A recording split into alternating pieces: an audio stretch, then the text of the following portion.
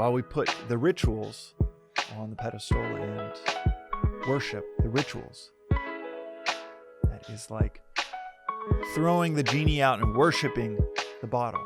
We are back with another reflection on the Daily Vedantic. The role of rituals within spirituality, within religion, it is one of the most misinterpreted aspects of a spiritual practice. The role of rituals within the philosophy of Vedanta is rituals, they help preserve the message. They preserve the methods of receiving the message. If the message is a transformation, in Christ's example, metanoeite, his first public words, transform the mind. If the message is that we must transform our mind, transform ourselves, go beyond our selfish desires, eliminate our selfish desires in the Vedantic sense. If that is the message, then next you have a method. How do you do that? In Vedanta, it's quite simple. Shravana, Manana, Nididhyasana is the classical explanation of the three practices: listening, reflection, and then experience or deep contemplation until you experience the philosophy, what it's been saying while you've been listening, while you've been reflecting, to go beyond just watching surfing, reading about surfing, thinking about surfing, reflecting on surfing, to go beyond those and to surf. That's what Shravana, Manana, Nididhyasana, the classical three practices within this philosophy, take you towards that experience, turiya, enlightenment, realization, non-duality.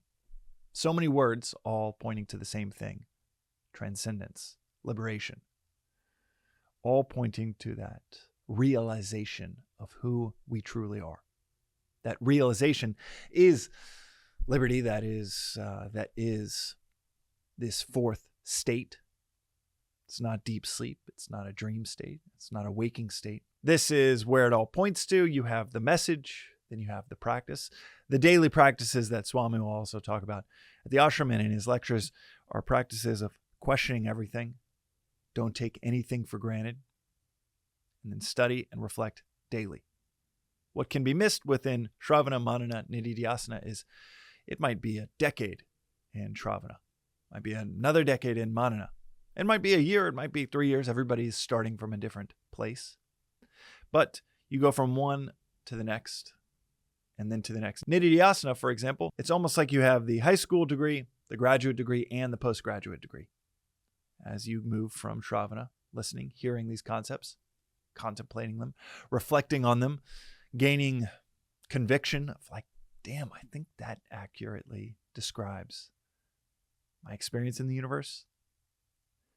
Damn, I think that logically describes what's happening. That seems to corroborate with this and this other data point that you think about. And you start to think, okay, now I'm moving into this reflection. Wow, I have this conviction that it's real, but you don't yet have the experience of it. The reflection, like I said, reflecting on surfing, but not the experience of riding down the line. So in addition to the classical progression of practices, Shravana, Manana, Nididhyasana, kind of like the high school, the graduate degree and the postgrad, where you do each at different times, Swami gives this additional explanation of our daily practices, this outline of our daily practices that you could do all three at once, all three today, all three tomorrow, all three during that progression from Shravana, Manana, Nididhyasana. In fact, it's the daily practices of questioning everything, not taking anything for granted, and studying, reflecting daily, not once a week, twice a week. It's not an hour on Sundays, but 5, 10, 15 minutes every morning, 35 minutes, 45 minutes, but doing it on a daily basis because attachment is like a virus that has no cure. You can only inoculate yourself from it daily. You go 3, 5, 10 days without any daily reflection on these timeless concepts, these timeless principles to slowly eliminate our desires. You wake up 10 days in and like, what happened? I have all of these new attachments, fears, anxieties. I went to lunch with a friend and they mentioned how they're getting married and now I'm feeling so behind. And you catch their attachment. You catch the virus from the world without that daily inoculation. In addition to the days in high school, the days in the college degree, the days in the post-grad degree, in addition to those, you have question everything. All of these things we're told 1,000 times a day that money will make you happy, that external validation is where it's at, that getting the approval from your parents, you'll finally have internal peace. All of these messages that require a lot of questioning to see through, or a lot of experience to exhaust. If you don't want to question them, exhaust it through experience. Go out and make a couple $1,000,000 and see if it provides that internal peace that you've been chasing.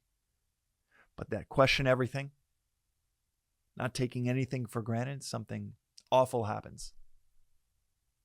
Younger you would have said, "Oh, this is the worst thing ever." But the more evolved you says, "Okay, maybe I shouldn't even take this for granted." Not just a silver lining, but what if there's something invaluable about this?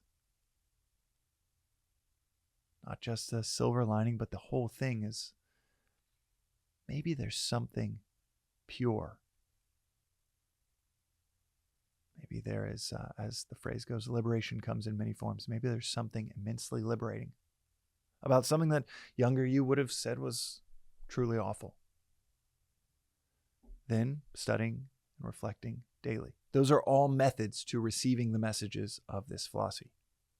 And if you want the messages and more emphasis on the messages themselves, which are woven into nearly every other episode in this podcast project.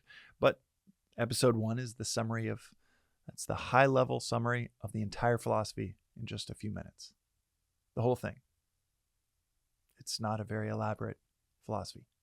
The methods to receive the message, to have the message transform us, that is more involved in the way that, practicing surfing, getting good at anything. There's a whole lot more involved than just learning the tenets or the principles. But where do rituals come in? Rituals, as is said within Vedanta, are there to preserve the message and the methods. But the value of the ritual is into pointing towards the message and the methods, to point towards how to transform. Here's where the wheels fall off and humans go awry. And that's when we revere, idolize the rituals, where the rituals become the entirety of the focus. You kneel down as a maybe conventional Christian and you say the Our Father. You go to Mecca. You go to Balaji Temple. You light candles. You recite a memorized prayer. And you've forgotten that there is even a higher philosophy or an emphasis on the methods to receive that philosophy, to go through that transformation. You forget that the transformation is even possible, much less the priority. And we wake up and we go through the motions. We make sure we're touching all of the ritualistic touchstones and doing all of those things. The community at large, making sure that they're doing those things, making sure that other people are doing those things. We're making sure we're doing those things so that we don't catch flack from parents or grandparents that so desperately want to make sure we're still doing those ritualistic things. And the philosophy, the transformation, the inner work completely withers, dies, while we put the rituals on the pedestal and worship the rituals. That is like throwing the genie out and worshiping the bottle. Throwing all of the cargo out and worshiping The ship, the point of the ship is to move cargo around. The point of moving the cargo around is because people value the receipt of that cargo. People are wanting whatever is in that ship to hit port, to be unloaded, and then you take that to the marketplace. But if you worship just the vessel, you fill the inside of that ship with whatever you want, because it's the ship that we care about. It's the bottle that we care about. Get rid of the genie. It's the bottle, obviously, because everybody looks towards the bottle. And once in a generation, someone wakes up and says, no, it's what's in it that matters. It looks like we're revering the bottle, but we revere it because of what's in it. It looks like we revere the rituals, but we revere it because of what is at stake. You could say the rituals preserve the principles of the religion, the approach to life. Going to church every Sunday or going to the temple once a week, twice a week, once a day, without reflecting on what is this entire structure pointing towards. That is as silly as thinking, man, I can get so much stoke by just reading about surfing. Man, I can get so strong by just thinking about going to the gym. And I can transform everything about me by watching other people transform themselves. By reading about examples of people that transform themselves. Misses the point of every message from every lighthouse throughout history. Misses the point of all of the methods that are outlined.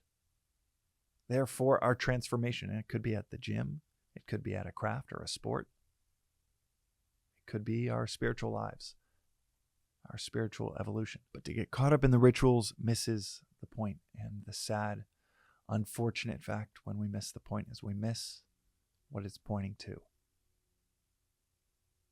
What does this philosophy and nearly every major world tradition and our rituals are not an end in of itself. They are mere pointers as well. And this philosophy calls us explicitly to not forget what they point to. That's today's reflection on the Daily Vedantic. We'll see you next time.